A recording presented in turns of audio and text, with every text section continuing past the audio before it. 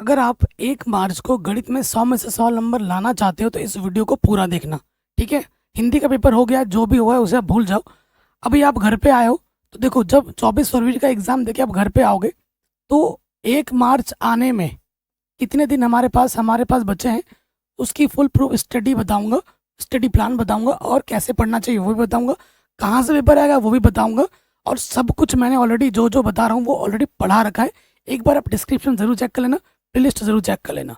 देखो, 24 फरवरी का जो एग्ज़ाम दे के आओगे तो दोपहर तक आप घर आ जाओगे तो 24 फरवरी का दिन भी आपके पास पूरा है, उसके पास 25 भी है, फिर 26 भी है, ठीक है, फिर 27 भी है और फिर 28 भी है। फिर 1 की सुबह आपको एग्ज़ाम देना है, 1 की सुबह आपको एग्ज़ाम देना है। ठीक है। तो सबसे पहली चीज़, देखो आप बोर्ड एग्ज़ाम देने वाले हो, उतना ज़्यादा सोचो मत, मैं आपको सीधा सिंपल चीज़ बता रहा हूँ। दो चीज़ आपको ध्यान से पढ़नी है और करनी है। एक तो है आपको एनसीईआरटी ढंग से पढ़ना है। अगर आप मेरी मान लीजिए, अगर आप सिर्फ एनसीईआरटी भी पढ़ते हैं ना, एनसीईआरटी के सारे प्रश्नावली आप पढ़ रहे हैं, सारे उदाहरण आपने किए हैं और एनसीईआरटी में के सारे कॉन्सेप्ट आपको अच्छे से पता है गणित के, तो आप सिर्फ और सिर्फ एनसीईआरटी पढ़ के भी गणित में 70 में से 70 नंबर पूरा आराम से ला सकते हो। ठीक है। लेकिन आपकी तैयारी, आपका कॉन्सेप्ट अच्छा होना चाहिए, आपने मैथ रटा ना हो, अपने मैथ को समझाओ, तब ये हो सकता है। ठीक है, तब। लेकिन अगर आप सिर्फ एनसीईआरटी पढ़ोगे तो 50 नंबर तो आराम से आ जाएंगे, 70 में 70 ना भी आना, सिर्फ एनसीईआरटी पढ़ के 50-60 आराम से आ सकते हैं। लेकिन अगर आपको 70 में 70 लाना है तो उसके लिए थोड़ी सी मेहनत और हमें चाहिए हो। ठीक है। उसके साथ साथ आपको जो हमारे PYQs हैं, विगत वर्षों के प्रश्न पत्र, ये जरूर लगाना है। आपने देखा होगा यूपी बोर्ड ने इस साल क्या किया कि उन्होंने पेपर तो बनाया, मॉडल पेपर, वो 2023-24 वाला जो था उसी को दे दिया, कोई बदलाव नहीं किया। तो वो हमें एक बड़ा हिंट भी दे रहा है कि पिछले साल के जो पेपर हैं, जितने भी 7 सेट हैं, सातों सेट मैंने करा रखे हैं, वो सातों के सातों सेट आपको पूरा करना चाहिए। क्योंकि मेरा जहाँ तक तजुर्बा कह रहा है कि इन सातों सेटों से क्वेश्चन बहुत ज़्यादा रिपीट होने वाले हैं। ये सातों सेट मैंने करा रखे हैं, ये आपको मिल जाएंगे। नेक्स्ट आपका आता है क्वेश्चन बैंक। क्वेश्चन बैंक में मैंने पूरी पढ़ा रखी है। क्वेश्चन बैंक में विगत वर्षों के जो प्रश्न पत्र है, ऑब्जेक्टिव सब्जेक्टिव, 1 नंबर 2 नंबर, कौन कितनी बार आ रखा है आपको पता लग जाएगा। ठीक है। 2024 का सेट तो पूरा पूरा सातों सेट आप सातों सेट करोगे ही करोगे, मैंने करा रखा है। 23 के भी पूरे करने हैं। ठीक है। 22 का भी पूरा करना है। मतलब 24 में तो नई एनसीईआरटी बुक आई थी, 23 में 22 में पहले ओल्ड एनसीईआरटी चलती थी, उसमें कुछ है कुछ नहीं है। तो आपको क्या करना है, 2024 के सातों सेट कर लीजिए, पूरे सातों सेट करने में बता रहा हूँ। और उसके बाद एनसीईआरटी पूरी बनाओगे। PYQs ये हो गया। उसके बाद हमारी जो वीडियोस है, क्वेश्चन बैंक मैंने चैप्टर वाइज क्वेश्चन कराए, वो क्वेश्चन मैंने नहीं कराया जो सिलेबस में नहीं है। ओल्ड एनसीईआरटी में था, न्यू एनसीईआरटी में वो नहीं कराया।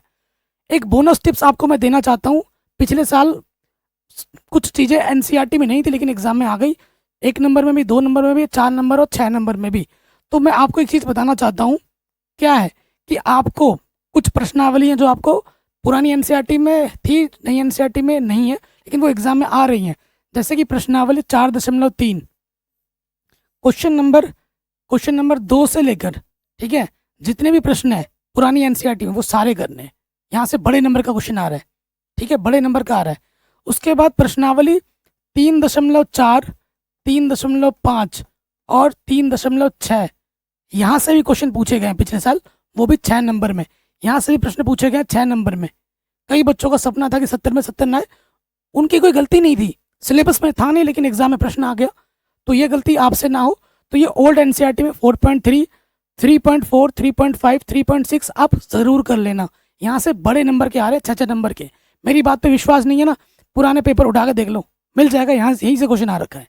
उसके बाद अगर मैं बात करूँ 7.3 प्रश्नावली जो है पुरानी एनसीईआरटी का, वो भी पूरा करना है आपको।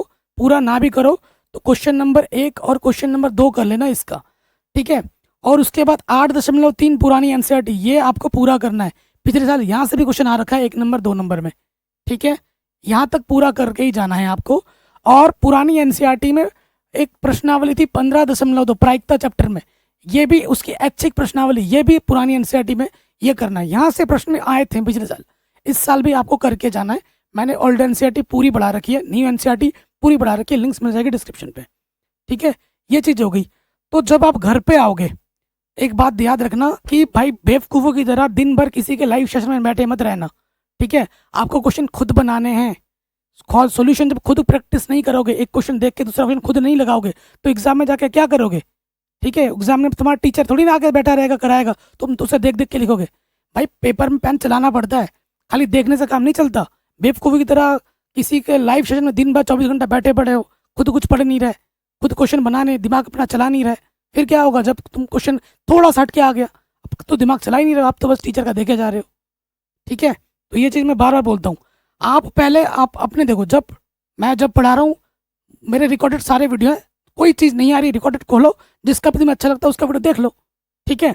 तो देखो 24 को घर आओ, घर आने के बाद, ठीक है, आज 24 और सुबह 25 के सुबह तक, 25 के दोपहर तक, ठीक है, दोपहर तक आपका टारगेट क्या होगा कि भैया पूरी एनसीईआरटी रिवाइज करनी है, ठीक है। एनसीईआरटी रिवाइज करनी है, कैसे रिवाइज करनी है आपको पता होगा। हर चैप्टर में कुछ क्वेश्चन है, कुछ टॉपिक है जिन पे प्रश्न आने ही आने हैं।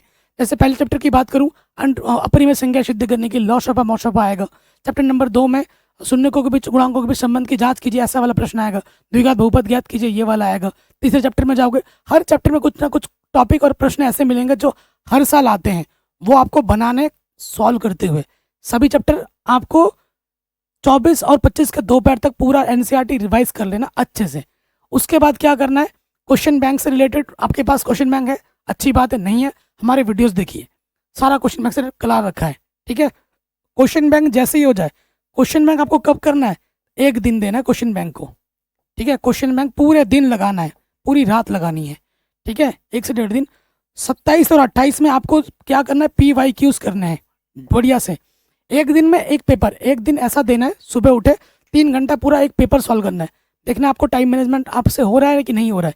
पूरा ऐसा लगना चाहिए कि तुम पेपर में बैठे हो, 3 घंटे में पूरा पेपर सॉल्व करो। वो पेपर करना तो कहीं तुमने टीचर ने ना कराया हो, कहीं तुमने ना देखा, वो पेपर खुद से सॉल्व करो। 2024 का ही कोई एक पेपर सेट उठाना और उसको पूरा करना, ठीक है। इससे आपको कॉन्फिडेंस बन जाएगा कि भैया टाइम मैनेजमेंट कैसे होगा, ठीक है। प्रैक्टिस भी हो जाएगी और पता लग जाएगा। जैसे ही वो पेपर दो, फिर आपको पता लगेगा कितने टाइम में कितना हुआ नहीं हुआ। उसके बाद फिर से आप क्या करोगे, फिर से आप जो हमारे PYQs वीडियोस मैंने बना रखे हैं उनको देखोगे, और आप जितना ज़्यादा प्रैक्टिस करोगे, जितना ज़्यादा रिवाइज करोगे वो बढ़िया है, ठीक है। और आप फार्मूला शीट ज़रूर बना लेना, ठीक है। कोई फार्मूला शीट है, टिग्नोमेट्री कैसे बनाते हैं, टिग्नोमेट्री चार्ट, ठीक है, ये सब चीज़ें आनी चाहिए, सूत्र आपको पक्का होने चाहिए। जितना रिवाइज करो उतना बढ़िया है। क्वेश्चन खुद बनाओ, ये ज़्यादा ज़रूरी है, सिर्फ देखना नहीं है, ये मैं कहूँगा। और मुझे पूरा विश्वास है, ज़्यादा कुछ नहीं है, मैंने क्या बोला, एनसीईआरटी, क्वेश्चन बैंक एंड विगत वर्षों के प्रश्न पत्र, और आपकी रिवीजन, आपकी प्रैक्टिस, आपकी मेहनत, ठीक है। और इतना अगर करोगे कंसिस्टेंट, स्ट्रेस नहीं लेना है। मुझे पता है आपके 70 में से 70 ही आएंगे, ना एक नंबर कम ना एक नंबर ज़्यादा। तुम्हें खुद पे विश्वास हो या ना हो, मुझे ज़रूर है, और तुम फोड़ के आओगे, और मैं और आप मिल के फोड़ेंगे। जो भी कंटेंट आपको चाहिए प्लीज़ कमेंट करके बताइए, वो वीडियो बनाऊंगा, ठीक है। और मेरा एक टारगेट है कि मैं हर चैप्टर के 4 से 5 क्वेश्चन की एक वीडियो बनाऊंगा। ऐसे मैराथन नहीं चलाऊंगा मैं, लेकिन कम समय में सिलेक्टिव क्वेश्चन मैं दूंगा, और वो क्वेश्चन आपको रट के लेना है एकदम। रटने का मतलब है कि वो तो करना ही करना है, वो आपको आ ही जाना चाहिए। उस या तो एग्जाम में वही क्वेश्चन आएगा तो वही हो सकता है वही आ जाए एक टिकटॉक पूरा, या फिर थोड़े बहुत बदलाव, नंबर के साथ बदलाव हो जाए, लेकिन आएगा तो वही। बाकी मैंने सब कुछ पढ़ा रखा है, डिस्क्रिप्शन चेक कर लेना। वीडियो पे नए हो तो प्लीज़ सब्सक्राइब करो और वीडियो को शेयर ज़रूर करो। अपना ख्याल रखो। 1 मार्च के पेपर के लिए आप सभी को ऑल द बेस्ट। जय हिंद।